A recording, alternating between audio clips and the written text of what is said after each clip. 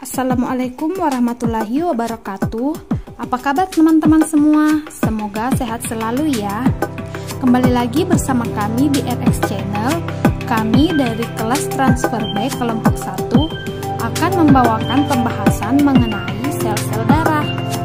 Sebelum teman-teman menonton, jangan lupa di like, komen, share, and subscribe, dan aktifkan notifikasinya ya, agar teman-teman semua tidak ketinggalan video terbaru dari kami. Thank you for watching. Darah merupakan unsur berupa cairan dalam tubuh manusia yang berperan penting dalam mekanisme kerja tubuh yang berfungsi sebagai medium atau transportasi massal jarak jauh berbagai bahan antara sel dan lingkungan eksternal atau antara sel-sel itu sendiri, di mana transportasi semacam itu penting untuk memelihara homeostatis. Terdapat dua jenis pembuluh darah yang mengalirkan darah ke seluruh tubuh, yaitu arteri dan vena. Arteri adalah pembuluh yang membawa darah yang mengandung oksigen dari jantung dan paru-paru menuju ke seluruh tubuh, sedangkan vena adalah pembuluh yang membawa darah mengalir kembali ke jantung dan paru-paru. Darah yang mengalir melalui kedua pembuluh tersebut terdiri atas tiga jenis sel darah, yaitu sel darah merah atau eritrosit, sel darah putih atau leukosit, dan keping darah atau trombosit yang terendam dalam cairan kompleks. Sel darah merah atau biasa disebut dengan eritrosit pada dasarnya adalah suatu kantung yang mengangkut O2 dan CO2 dalam tingkat yang lebih rendah di dalam darah. Sel darah merah tidak memiliki nukleus, organel, atau ribosom, tetapi dipenuhi oleh hemoglobin, yaitu molekul yang mengandung besi yang dapat berikatan dengan O2 secara longgar dan reversibel. Karena O2 sukar larut dalam darah, hemoglobin merupakan pengangkut satu-satunya O2 dalam darah. Hemoglobin juga berperan dalam transportasi CO2 dan sebagai penyangga darah dengan berikatan secara reversibel dengan CO2 dan H+.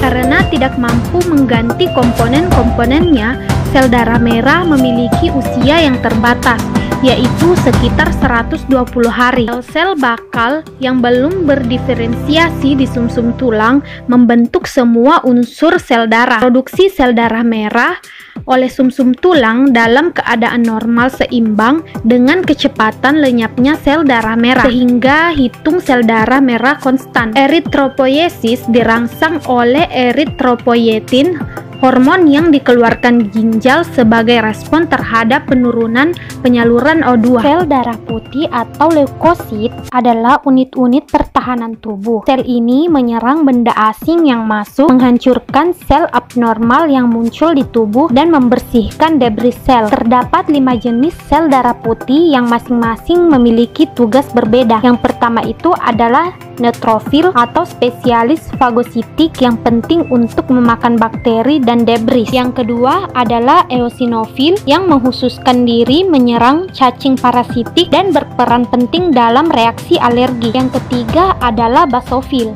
yang mengeluarkan dua zat kimia, yaitu histamin yang juga penting dalam respon alergi, dan heparin yang membantu membersihkan partikel lemak dari darah. Yang keempat yaitu monosit yang setelah keluar dari pembuluh kemudian berdiam di jaringan dan membesar untuk menjadi fagosit jaringan yang dikenal sebagai makrofag. Dan yang terakhir adalah limfosit yang membentuk pertahanan tubuh terhadap invasi bakteri, virus, dan sasaran lain yang telah diprogramkan untuknya. Perangkat pertahanan yang dimiliki limfosit antara lain adalah antibodi dan respon imun seluler. Lalu ada keping darah atau trombosit.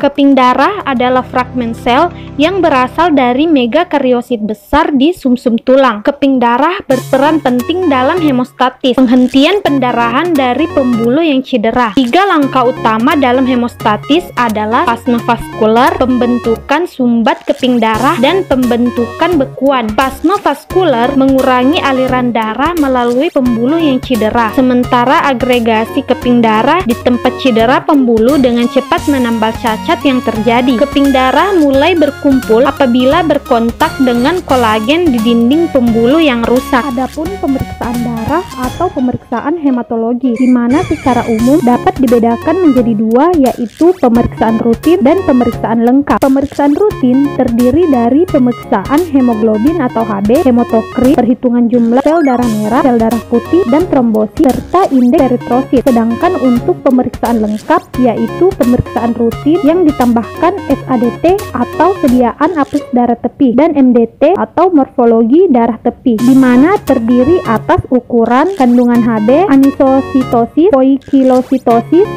dan polikromasi. Adapun penyakit-penyakit yang dapat terjadi yang disebabkan oleh kelainan sel darah. Yang pertama yaitu anemia.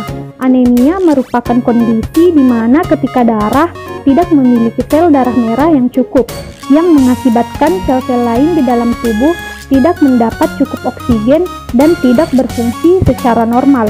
Yang kedua yaitu leukemia, di mana leukemia adalah penyakit yang disebabkan oleh karena lebihnya sel darah putih di dalam tubuh dan termasuk kanker sel darah yang terdapat di sumsum tulang. Yang ketiga yaitu HIV atau Human Immunodeficiency Virus, di mana penyakit ini dapat menyerang sel-sel darah putih jenis tertentu seperti limfosit yang bertugas melawan infeksi. Yang keempat yaitu trombositopenia atau jumlah keping darah yang lebih rendah dari seharusnya. Biasanya didiagnosa karena seseorang mengalami pendarahan atau pembengkakan yang tidak normal. Baiklah teman-teman, sekian penjelasan mengenai sel-sel darah. Jangan lupa saksikan video kami selanjutnya ya. Terima kasih. Semoga penjelasan tadi bisa bermanfaat bagi kita semua.